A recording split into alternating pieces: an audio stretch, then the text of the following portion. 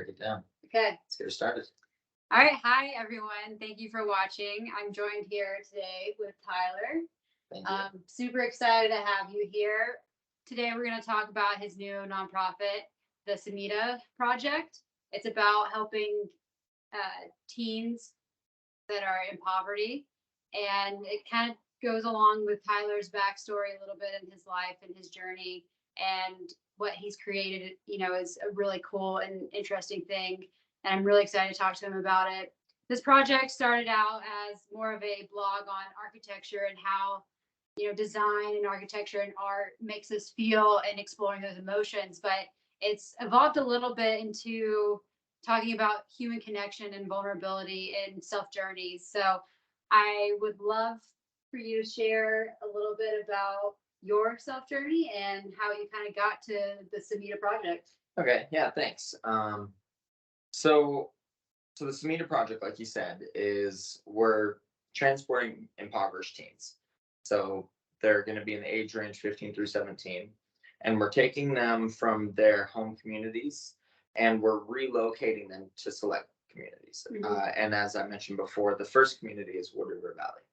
So they're going to show up in their select community and they're going to be paired with 3 sponsors. One is going to be a home life sponsor, one is going to be a recreational sponsor, and one is going to be an employment sponsor. The home life sponsor is going to be in charge of basically taking in the kid and putting them up for the 10-week period that they're here, which is the duration of the program. They're going to put food on the table, make sure they're taken care of, maybe some transportation, almost like a studying abroad student. The employment sponsor is going to put them to work. It could be the foreman, supervisor, whatnot. And then we have the recreational sponsor, which is going to help them foster a new outlet for their free time and to come up with things that allow them to express themselves and stay entertained with social circles that are healthy. And like you mentioned before, this comes about because I had this really unique experience when I was a teenager, and it changed kind of the path that I was on.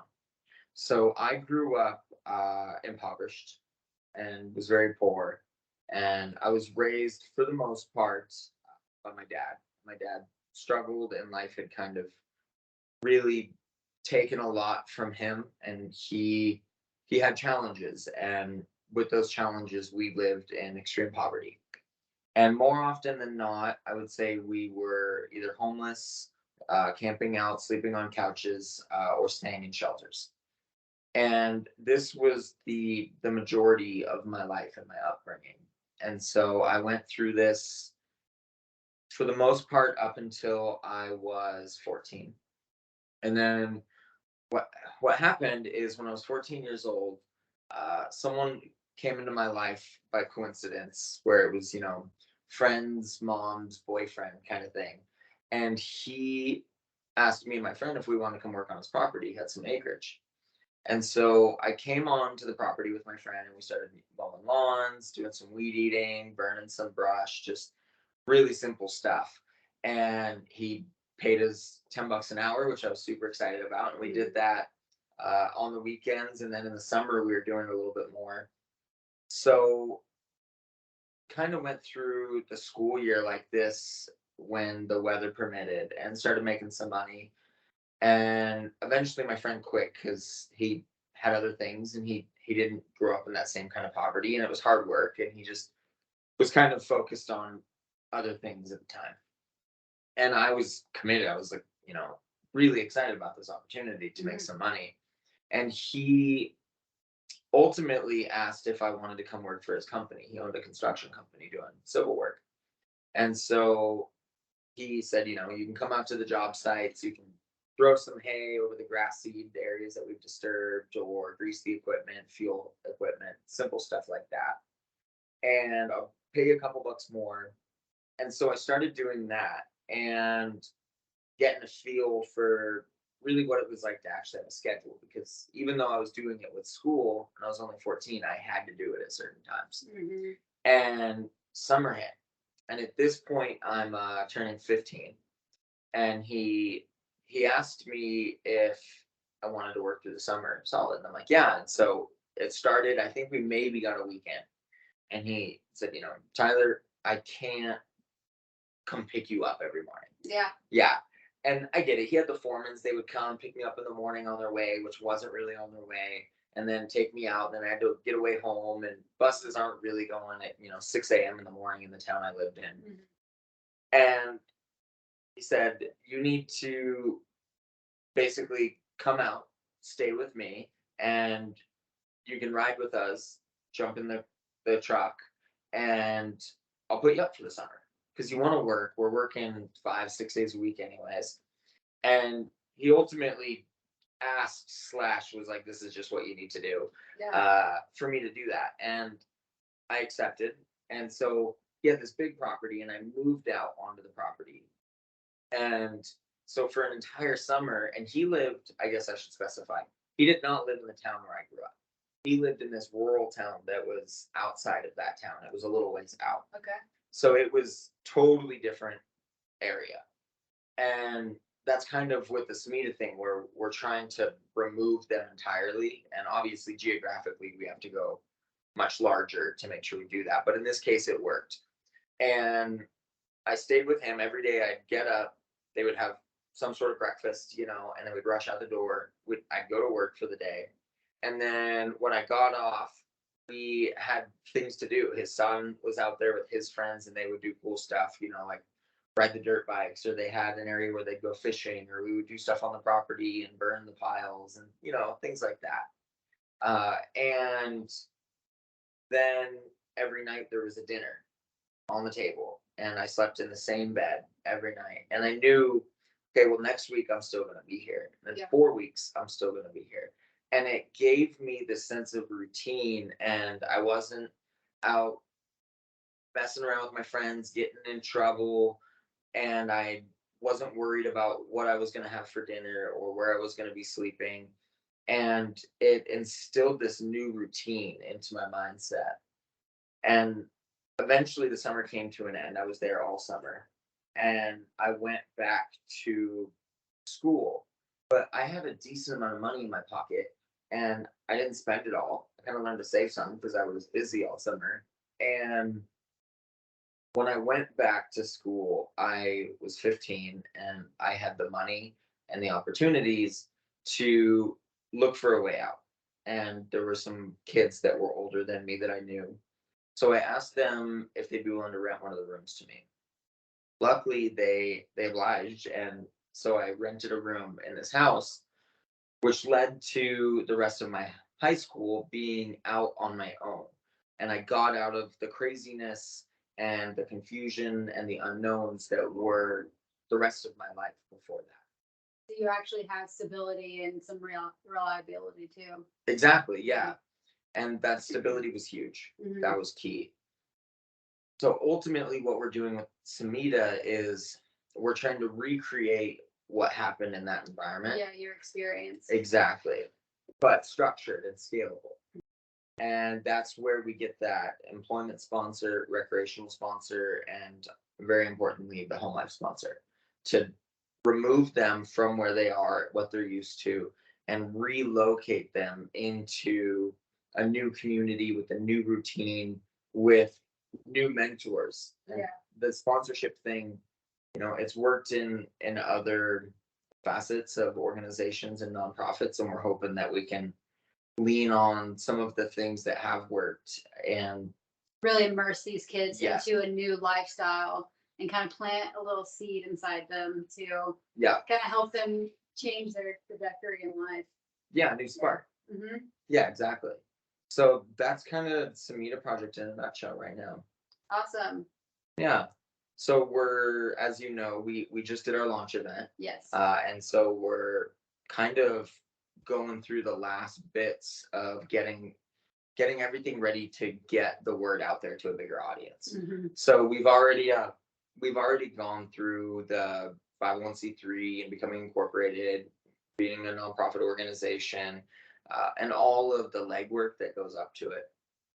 And we've got our temporary website. We did our launch event, and the next step is we are just trying to get contacts in other places. We're trying to fundraise as much as we can and we've got our full website that hopefully is going to be coming out in a few weeks. I got a sneak peek at it recently, and it was so much better than I did.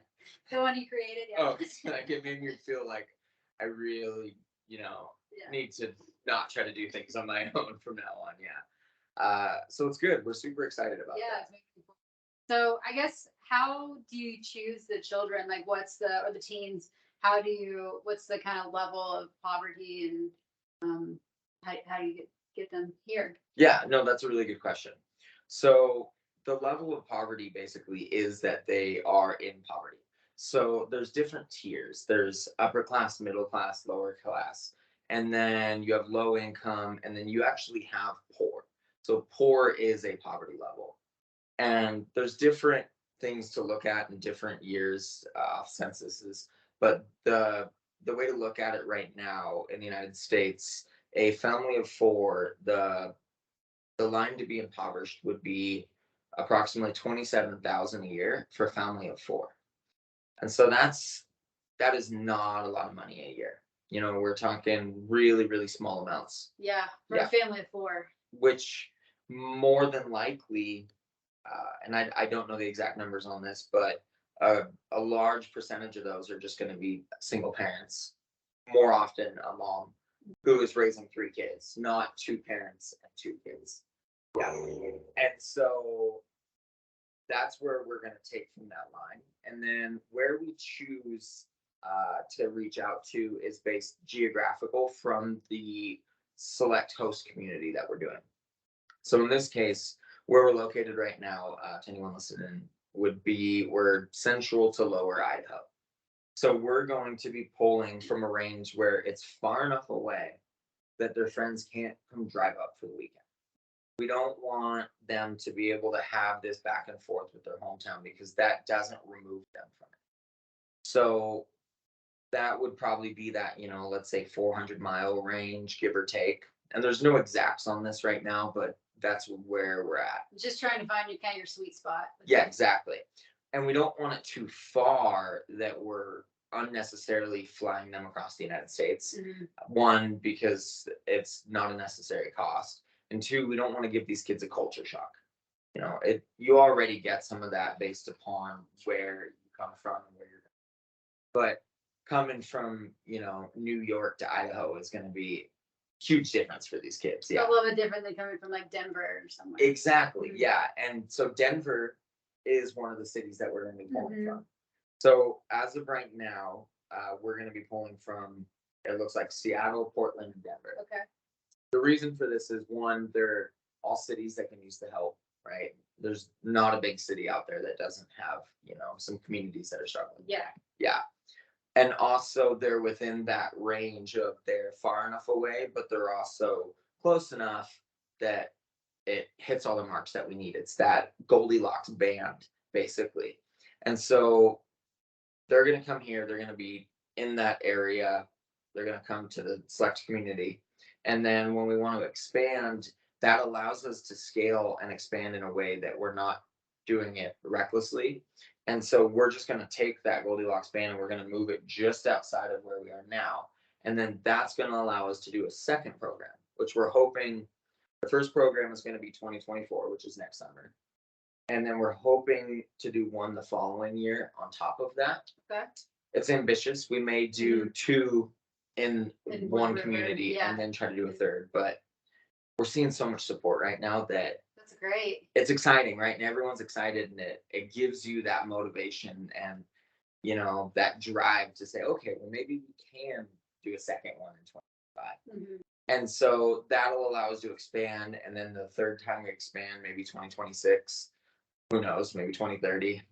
It's going to go outside of that. And we'll be able to kind of just hopefully keep moving out and out so that we can keep hitting more sponsees. Because, one host community is 3 sponsees, 9 sponsors.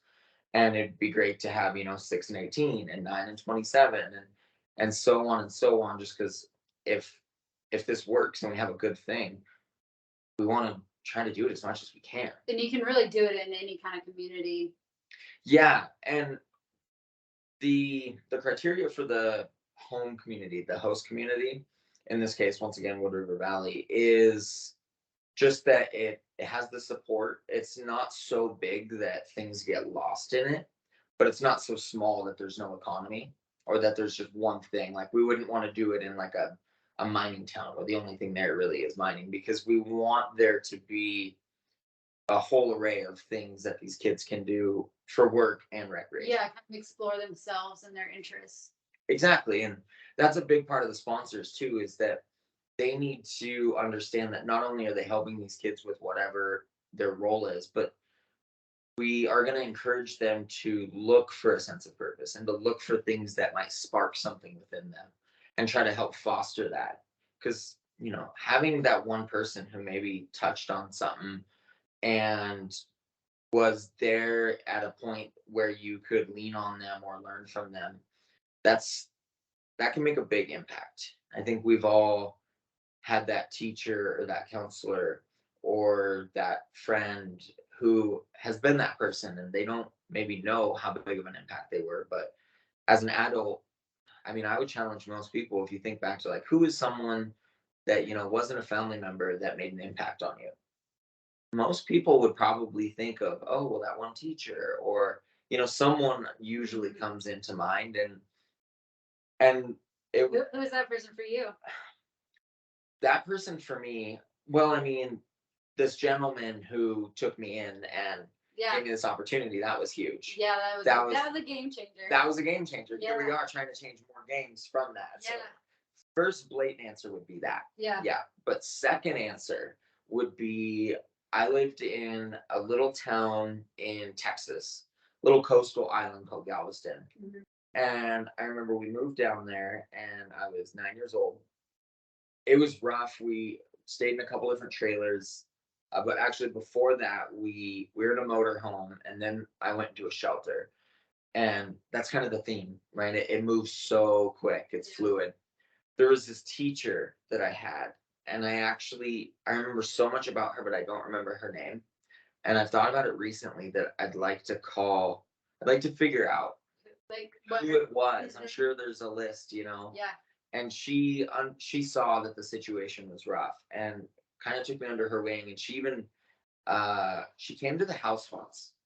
I don't remember exactly why or what, and it might have been a welfare check. mhm, uh but like she was really getting active, and there was a shop for the cop thing where they give you $50 to go to Walmart, which a while back $50 went further than now.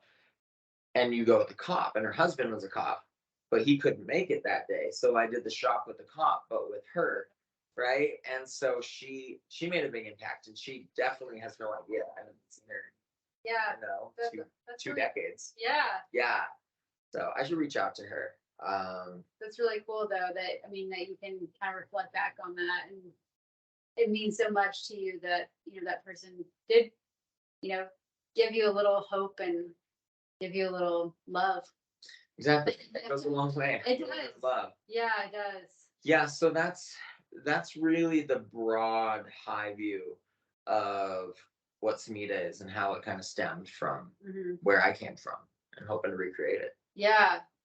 So I would like to kind of touch on, um, I go to a therapist and I talk to one thing that we do with my therapist is I talk about my kind of younger self a lot and about, I mean, younger self and is like 6 months ago or a younger self as in, college years or whenever, 20s. And I go back and I visualize, myself and what I need to hear in those like really painful emotional times of my life, in those periods. And I usually, most of the time I give myself a hug. And then other times, I have to give myself a little pep talk of, you're doing great, or, just love yourself a little more, or it's just like everything's going to be okay, kind of little tidbits like that. And I find it so healing and freeing to do that and kind of like go back to myself and realize how far I've come too, from what I thought I would be at that point in my life, what I thought my future would be, to where I'm at right now. I feel like I've come so far. And my question to you is, do you feel that this creation of this project is helping kind of heal your younger self and kind of nurture that little Tyler that had that mentorship and maybe help other little Tylers like that. Yeah, I think the way that it's helped the most, and it's not what I expected, because I didn't do this to help myself. I mean, that's not true. I did. This started because I learned through just my life and growing recently, just in the last few years, even, that the way to have serenity is to be of service, right? And I'm a Christian, uh, and I'm sober, and with these things, they go hand in hand with service, help other people. And so it started with that kind of like, well, that's good for me, and I should be of service, and I should do something. But what I did not expect was that it was going to help because I was going to be telling stories. It just keeps being that stories come out of me when I'm having these conversations. Like, Yeah. we just told the story about my teacher in Texas, and I haven't told that story, and I don't know how. Right? It just literally comes up out of nowhere, pops out. Yeah, and so that keeps happening, and I think that's probably helpful. Maybe it's detrimental. Maybe I don't know. Like, maybe I'm just like making things way worse, but it seems like it's helpful. Yeah, I find that too is just I don't know. I mean, this is a little like this project that I'm working on is a little bit of, me putting myself out there, being vulnerable and hoping to, help other people be vulnerable as well. But I've noticed that too is that I feel like things just come up and you don't exactly, you're not thinking about it every day or anything, but it just like kind of pops out of you and you're like, oh wow, like that, really did kind of change my life and it was an important moment and kind of to reflect on where you are now and everyone is always still growing and we all every day are learning something new about ourselves and about the world and about the people around us. But I think if we can, share the stories of people and really reflect on our past and help people, I think it's a beautiful thing.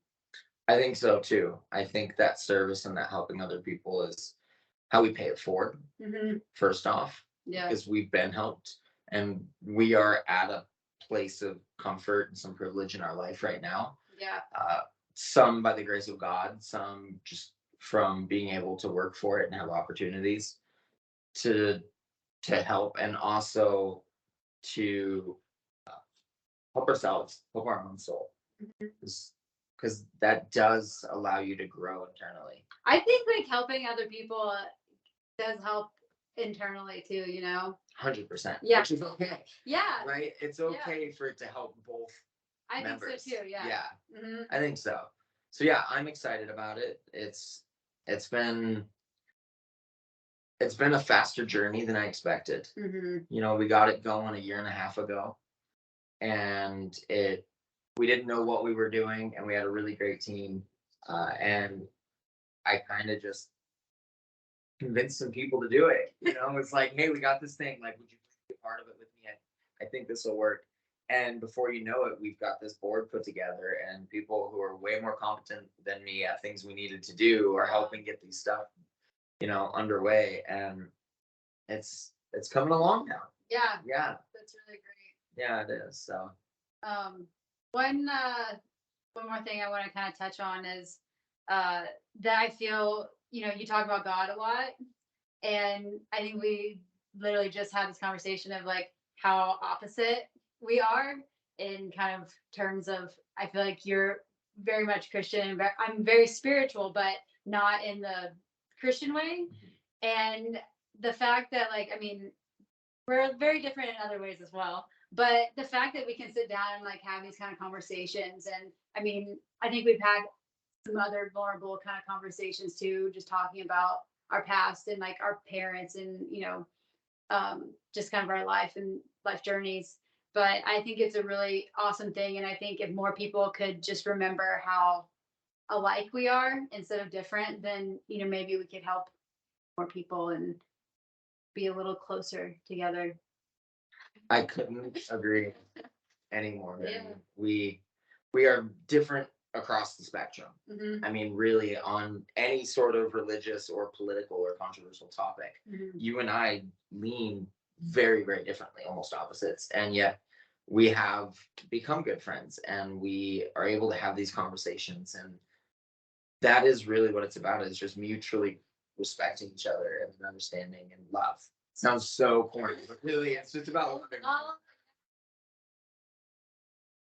Yeah, so I agree, and I hope we get better at it as a society. I think we are. I do. I think so too. I think people are really wanting a change, and that's what I'm hoping for. Is that we're so polar opposite right now that there are those people that want to you know love just one another, and even if we have different views on life in general, that we can still come together and remember that we are human people. Working on it. Indeed. Yeah. Yeah, absolutely. It's a good touch point. Yeah. Yeah. Last question. Do you what's somebody that's like influencing you now? It can be anybody. It can be a speaker, it can be an artist, it can be anything, anybody. Or like a project that's influencing you now. Okay. Well, I think saying the Semita Project would be too easy, Yeah. right? So I won't go to that one because that is too easy. Um, super random.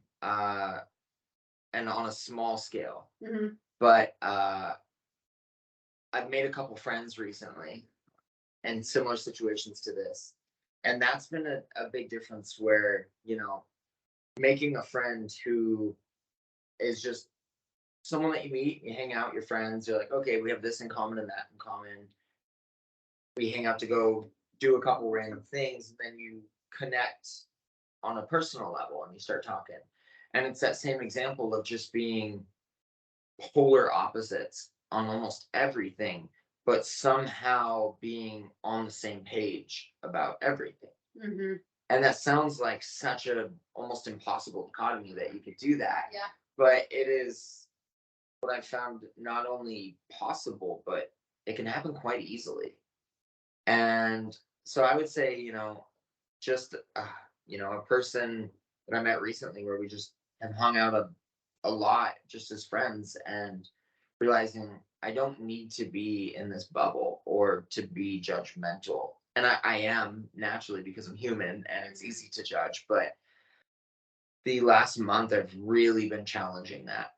And I know it's not like some celebrity or some big thing, but it's very small scale, but it's been really, really impactful for me.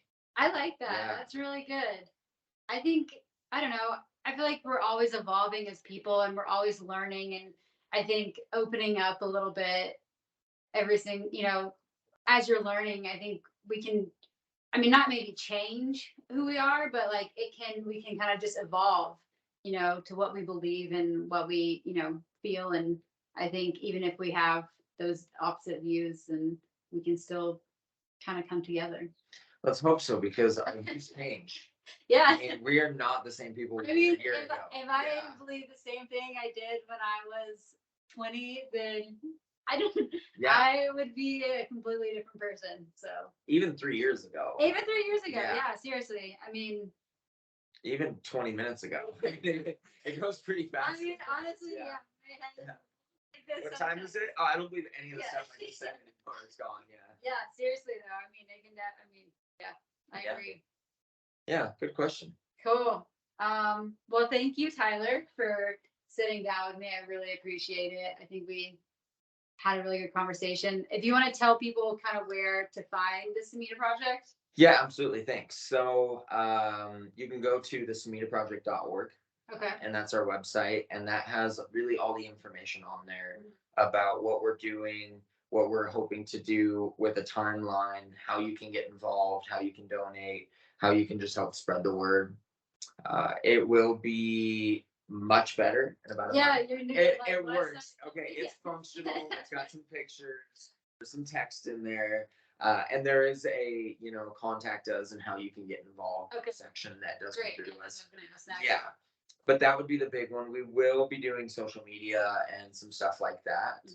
I that is so outside of my realm. I don't have any social media, and I don't know anything about it, but I know that we are going to be hitting kind of all the major Okay. for it. So Great. yeah, absolutely. Awesome. Well, I'm super excited. I hope this conversation inspires some other people to want to get involved or maybe just feel inspired to be vulnerable. So, thank you everyone for watching and have a great day.